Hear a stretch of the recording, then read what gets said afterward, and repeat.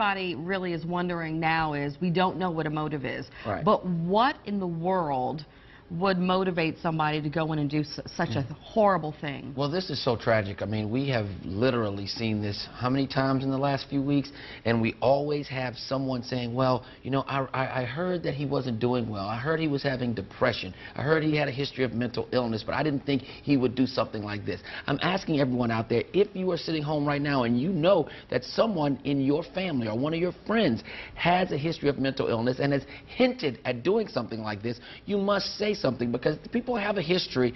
Usually when we have these types of profiles, we've done a lot of research on this in the last few years because we've had so many of these types of instances, and what we usually find is that people with mental health issues, let's be very clear, generally are not violent. We don't want people thinking that if you have a history of mental illness, that means that you're going to be violent. You generally are not violent, but you do, if you have a profile where you become a shooter in a mass shooting like this, you usually have some type of background.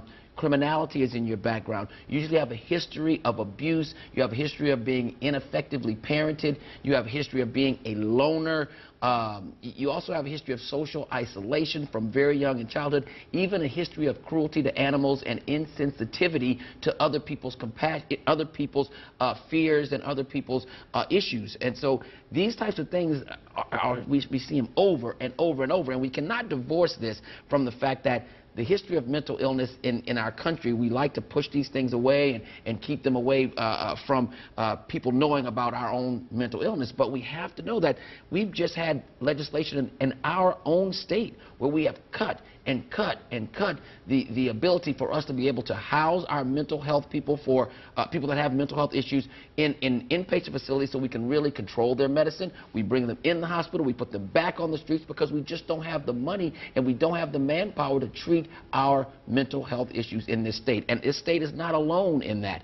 Most states have cut back on their mental health, the money that we give for mental health. Why? Well, because it becomes... It's so prevalent. Right. Until we have something like this, it becomes behind roads, it becomes behind building new things for the city, infrastructure. All these things start to fall back, even though people run on all these, their platforms say that they should have mental health and health as part of their platforms. But then by the time it trickles down, we don't have the money, and that's just bad. Let's talk about John Hauser just for a moment, just as we're talking about specifics. What we do know about him is this: estranged from his family. They say they haven't talked to him in forever. Social isolation. That he was a drifter of sorts. Not sure why he was in Lafayette living in that motel, but that he had an uncle who used to live there, died years and years ago, decades ago, divorced, and his family, again, not having much contact with him in recent years. Right. A lot of times with people that commit these mass shootings, we find that they are, like I said, they've been in social isolation, but they also have these paranoid delusions of the fact that everyone is out to get them. Now, you know, in the last a few incidents like this, we've had, you know, some ties to terrorism and things like that. We don't think that that's a part of this situation, but, you know, when you have been, you know, when you feel like everyone is out to get you, you're hearing voices, people telling you to do things.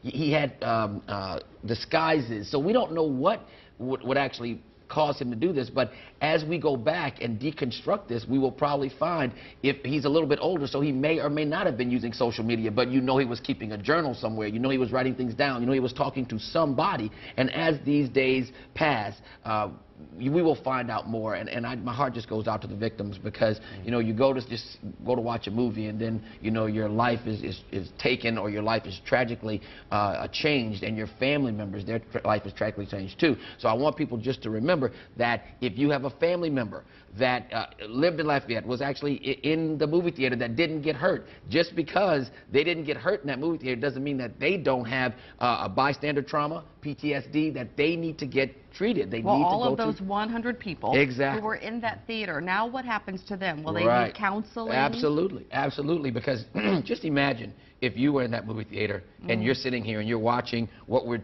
talking about, and you realize how close you came to death. I mean, we even know in people that didn't have mass shootings and had just catastrophes, like terrorist catastrophes like in New York before 9/11.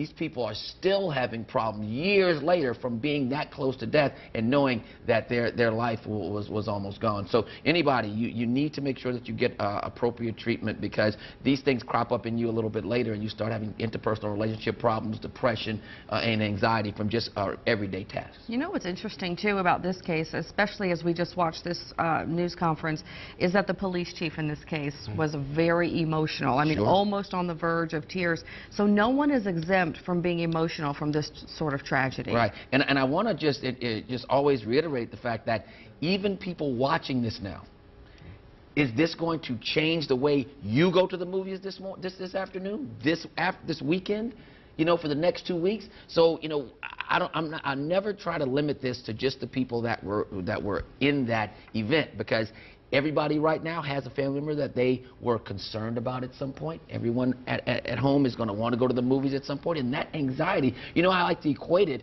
to how we feel the day hurricane season starts. You know, you have that feeling of doom, that knot in your stomach, like, I don't want this to happen. I don't want anything bad to happen. Think about how you're going to feel the next time you want to go see this particular movie.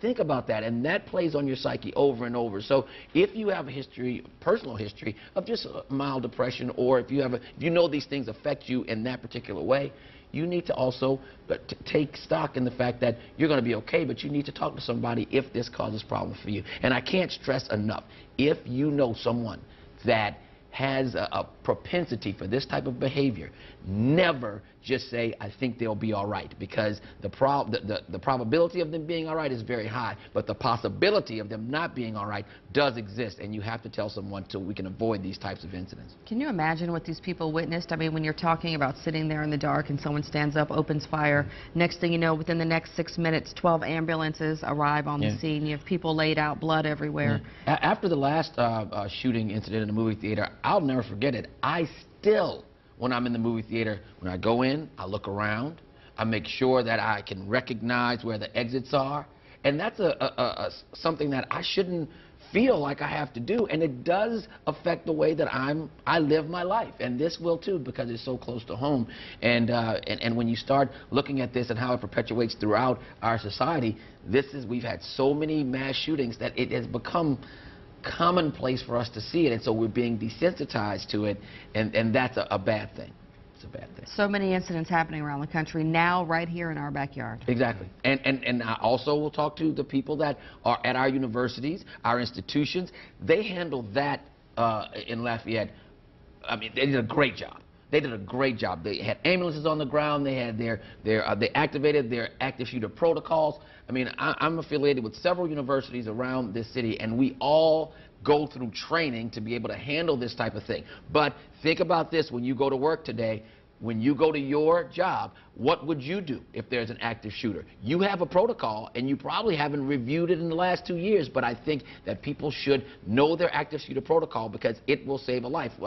Governor Jindal talked about how some people became heroes by jumping in front of the other one, but there are certain things that you should not do when an active shooter is in your vicinity. So a lot of people think, I need to call, you know, someone on the phone. Well, if an active shooter is walking around, you don't need to be calling someone on the phone, because that shooter can walk in and hear you.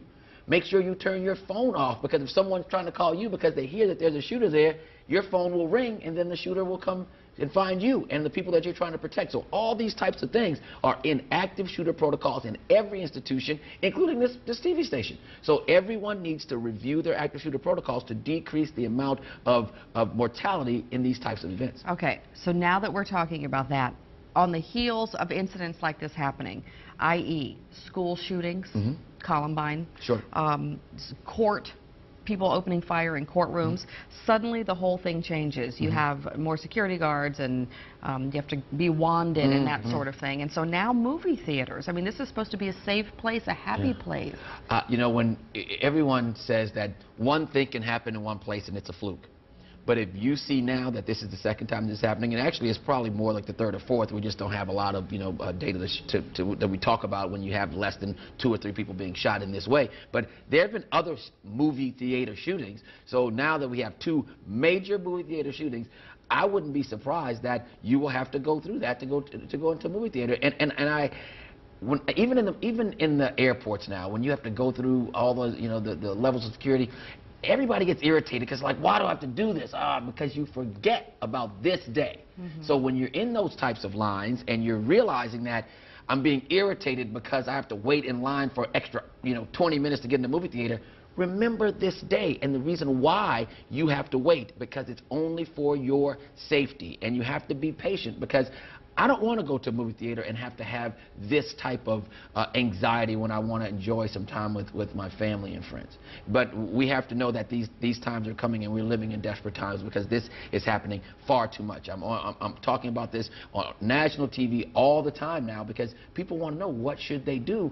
But I shouldn't feel like I have to do that, because it shouldn't be happening as much. We're not even going to go into gun control, okay, because that's a real political debate here, especially in Louisiana, where Second Amendment, that's what we do. We like to hunt, we like to fish. I also like to do those things.